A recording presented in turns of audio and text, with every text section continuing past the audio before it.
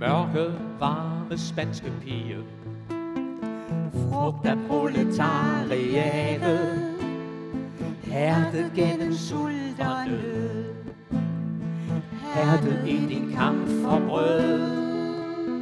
Der lærte du af broderskabet, i vor klassekamp betød.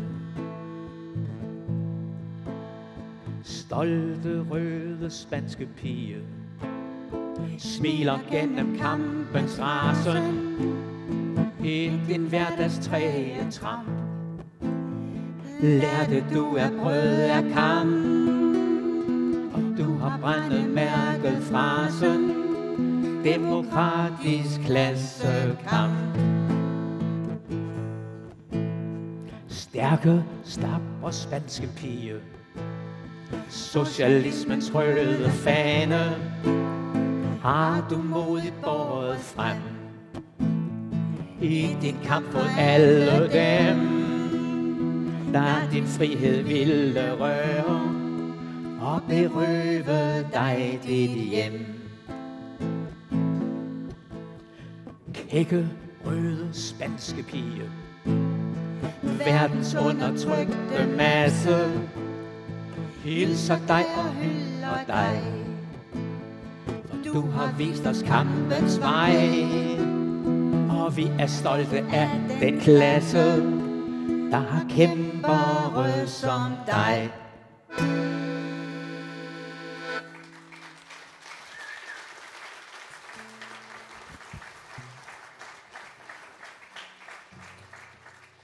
Det var jo ikke lige den Halfdan, som de fleste kender med de søde børnedigte.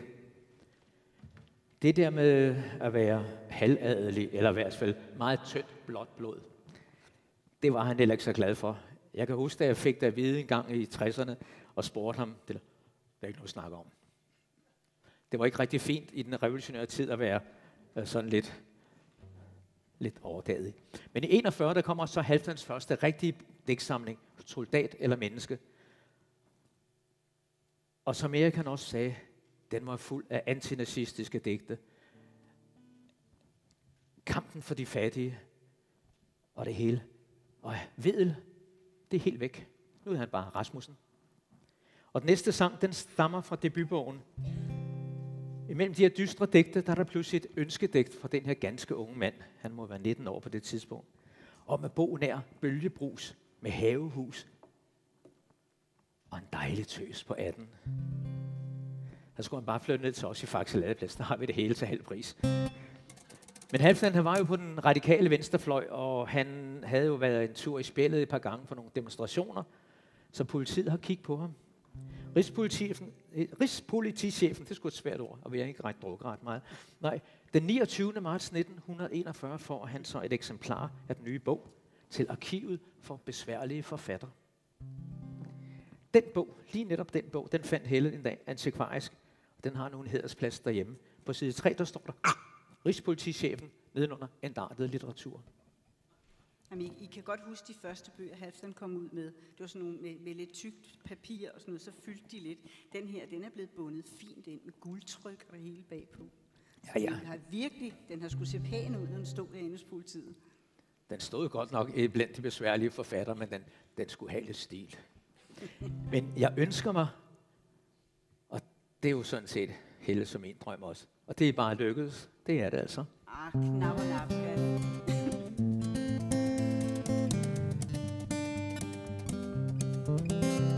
Jeg ønsker mig et havehus med havegrus og bølgebrus, og så en tøs på 18.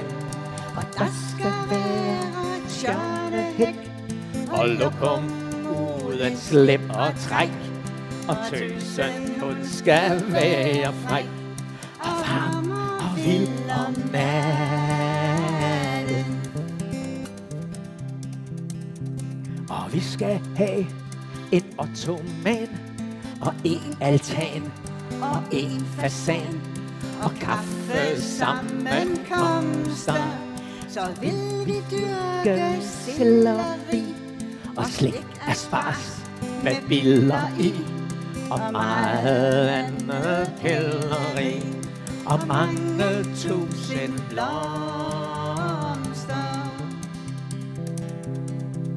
Og vi køber os en ældre ged af dem du ved, med horn og skæg. Det rimer sgu da ikke. Og lysthus til vor egen lyst, og kærlighed, når alt er tyst. Og så en knægt ved tøsens bryst, med vildt forslugende blikke. Jeg mangler bare tøsen, ja, men pokker da det andet kan jeg sikkert få med tiden. Og har jeg blot mit eget hus med havegrus og bølgebrus og rigtig mange gyldne krus, så får jeg tøsen siden.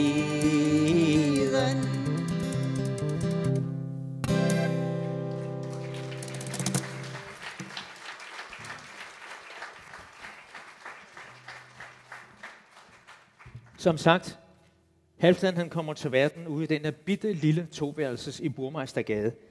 Og bitte lille det er den. Jeg boede selv nogle år nede i Nyboder, og der er lejlighederne lige så store som de to små tæpper, der ligger dernede. Det er den ene stue, den anden det værelse. Ikke? Og den var ikke meget større derude, men 6 unger, 3 voksne, og så det meste af den ene stue ovenikøbet med sådan en rulle i. Det var den, der er noget, der hed skuffebørn. Ikke? For det hele det starter for ham derude. Halfdans far, han er arbejdsmand på Holmen, men er også meget musisk. En dag om året, der fyrer han en hel ugeløn af på en aften i den kongelige opera. Hjemme der var der mest lakplader, der kørte rundt på den der. Wilhelm Herold var meget stor dengang. Og revysang med Holger Petersen, som også kendt som Gissermand. Og så var der gaslys. Men det var noget med en 5 øre i måleren. Og når den var udløbet, så var det jo heldigt, at far Halfdan han var på orlogsværftet. Så hver aften han gik hjem og havde drukket sin frokostbajer, så fyldte han flasken op med søvandspetroleum og puttede i lommen. Så de havde en lampe, der brændte altid hele natten. Og det var næsten nødvendigt, fordi man skulle jo hele tiden træde over nogle af dem, der lå og sov på gulvet. Og som Halfdan sagde engang til mig, jamen jeg må sgu nødt til at kunne træde på dem, man kunne tæve, for ellers så fik man selv tæsk. Nå. Men mens de andre de falder i søvn, far på sengen, og de mindste i kommodeskufferne, resten på gulvet, så sidder mor og lapper tøj. Og apropos sengen, lige før Halfdan flytter hjemmefra som 14-årig, der får han for første gang sin egen seng.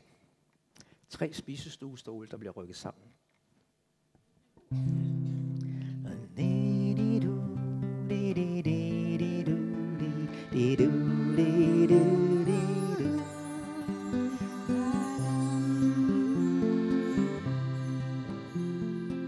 Der lugtede af våde frakker, af mange unger og så af mor.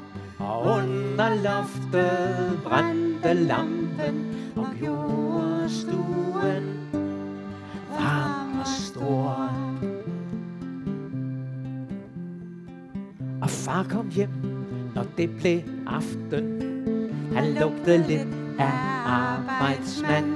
Han skulle altid kløs på ryggen og sad med fødderne i vand. Og der var ild i kakkelovnen med rude af marieglas, som man kunne kigge på i mørket og spare på den dyre gas. Grammofonen, den havde håndsving og lød som den var fuld af sand.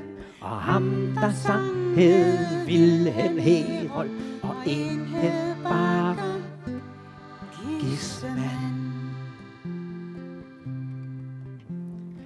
Og så faldt far i søvn på sengen. Alle sov undtagen mor. Men under loftet brændte lampen, der gjorde stuen varm og stor. Der gjorde stuen varm og stor.